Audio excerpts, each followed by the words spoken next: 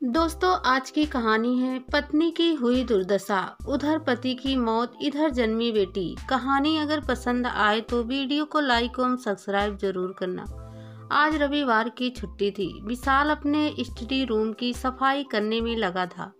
अलमारी के एक कोने में दो दोस्त की तस्वीरें देखकर विशाल के होठों पर हंसी आ गई। अमन मेरे यार, मिस यू कहते उसने तस्वीर चूम लिया। विशाल की छोटी बहन मीनू हॉल में टीवी देख रही थी कि अचानक न्यूज देखकर चिल्ला उठी, विशाल भैया जल्दी आइए, देखिए न्यूज में क्या दिखा रहे हैं। विशाल स्टडी रूम से दौड़ता हुआ आया और न्यूज में अपने जिगर जान दोस्त अमन के शहीद होने की खबर से हिल गया।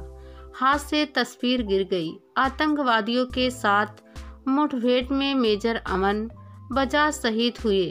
इस समाचार ने मानो विशाल के कानों में गर्म शीशा उड़ेड़ दिया। मानो दुनिया घूम रही हो। विशाल का सिर चकराने लगा। यह क्या हो गया?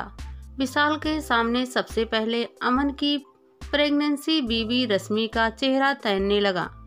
अभी 7 महीने पहले ही अपनी पत्नी रश्मि के गर्भवती होने की खुशखबरी सुनकर अमन पागल हो गया था और रिश्तेदारों व मित्रों में मैं बाप बनने वाला हूँ का ऐलान करते अभी से मिठाई बांट रहा था। रश्मि को डिलीवरी के समय हाजिर रहने का वादा करके सरहद का सिपाही कितना खुश हो गया था। जिंदा दिल और देश के प्रति समर्पित अपने जिगर जान दोस्त के साथ बिताए पल विशाल की आंखों के सामने चित्रपट की तरह चलने लगे। बचपन से साथ खेले, एक ही स्कूल में साथ साथ पढ़े, पले बढ़े, मानो एक माँ की कोख से जन्मे हों। दोनों की निस्वार्थ निर्छल दोस्ती थी। लोग मिसाल देते थे मेरी और अमन की दोस्ती की। कैसे मुझे 20 सफर अकेला छोड़कर जा सकता है अमन, विशाल सोच रहा था। पर अब ज्यादा सोचने का समय नहीं था। अमन के परिवार में सिर्फ उसकी माँ और पत्नी रश्मि ही है। क्या बीतेगी दोनों पर। जल्दी से विशाल ने कपड़े बदले और निकल गया अमन के घर जाने के लिए। वहां भी खबर पहुंच गई थी। माहौल बहुत ही दर्दनाक था। अमन की माताजी का बुरा हाल था। अपने इकलौते बेटी की मौत कौन मां सह सकती है। रश्मि विशाल को देखते ही टूट गई। सिर पटक कर चूड़ियां तोड़ते हुए आक्रंद करते बेहोश हो गई। विशाल ने डॉक्टर को बुलाया और माँ जी को संभालते खुद भी बिखर गया।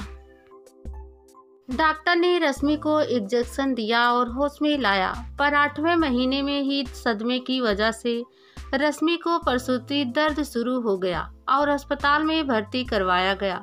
नॉर्मल प्रसूति संभव न थी तो डॉक्टर ने कहा ऑपरेशन करना पड़ेगा और अनुमति कागज पर पति के दस्तखत मांगे।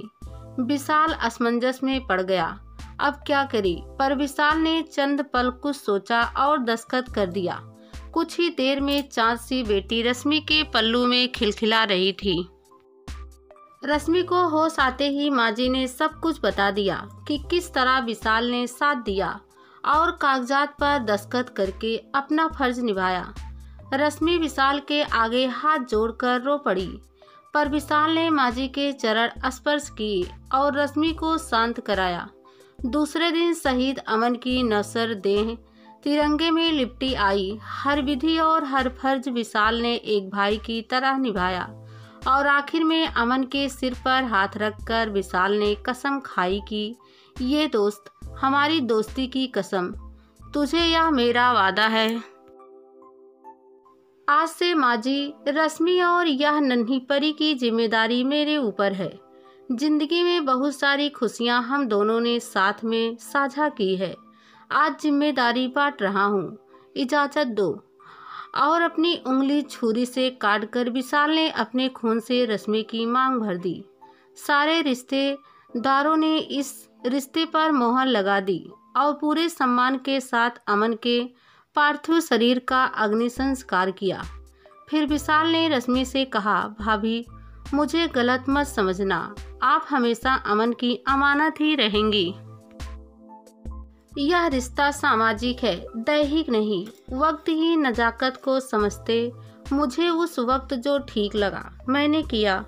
मुझे माफ़ कर दीजिए। दोस्ती की परिभाषा के प्रत्येक समझ विशाल की विशालता के आगे। रश्मि नामस्तक होते इतना ही बोल पाई, आप महान हो।